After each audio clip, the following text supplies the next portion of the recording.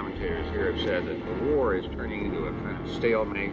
They don't seem to... No, I think on the contrary, as General Westmoreland has pointed out in recent weeks in Saigon, the military operations, the large unit military operations, continue to show very substantial progress.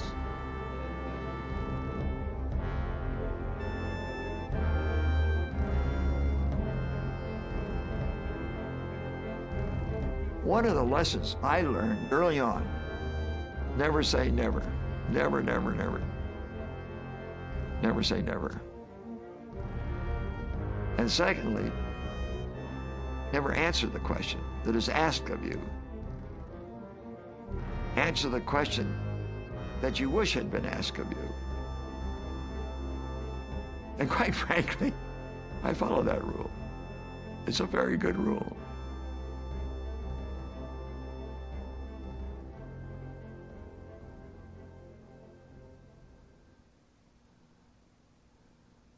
When you talk about the responsibility for something like the Vietnam War,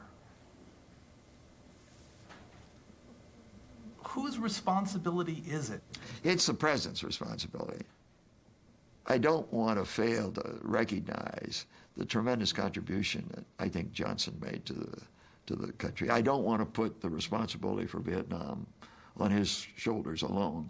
But I am inclined to believe that Kennedy had lived, he would have made a difference. I don't think we would have had 500,000 men there.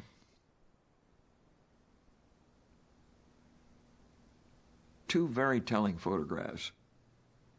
One of them has Johnson like this. You can just see him thinking, my God, I'm in a hell of a mess. And this guy is trying to tell me to do something that I know is wrong and I'm not going to do. But how the hell am I going to get out of this? The other photograph, you can just see me saying, Jesus Christ, I love this man, I respect him, but he's totally wrong. What am I going to do? Johnson couldn't persuade me, and I couldn't persuade him. I had this enormous respect and affection, loyalty to both Kennedy and Johnson. But at the end, Johnson and I found ourselves poles apart. And I said to a very close and dear friend of mine, Kay Graham, the former publisher of the Washington Post, even to this day, Kay, I don't know whether I quit or was fired. She said, you're out of your mind. Of course you were fired.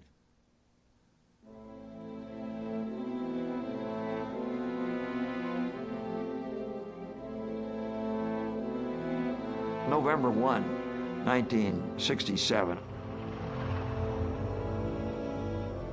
I presented a memo to Johnson that said, the course we're on is totally wrong. We've got to change it. Cut back what we're doing in Vietnam. We got to reduce the casualties and so on. It was an extraordinarily controversial memo, and I took it to him. I delivered it myself. Mr. President, nobody has seen this. Not Dean Rusk, not the chairman of the Joint Chiefs, nobody. I know that it may contain recommendations and statements that you do not agree with and do not support.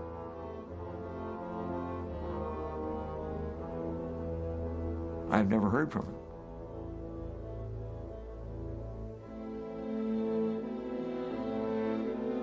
Something had to give.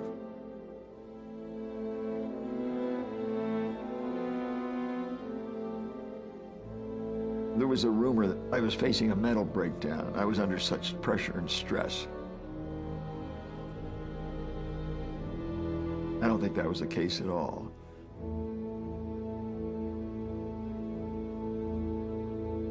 But it was a really traumatic departure.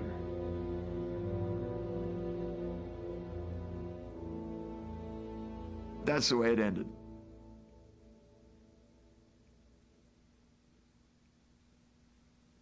Except for one thing. He awarded me the Medal of Freedom in a very beautiful ceremony at the White House. And he was very, very warm in his comments.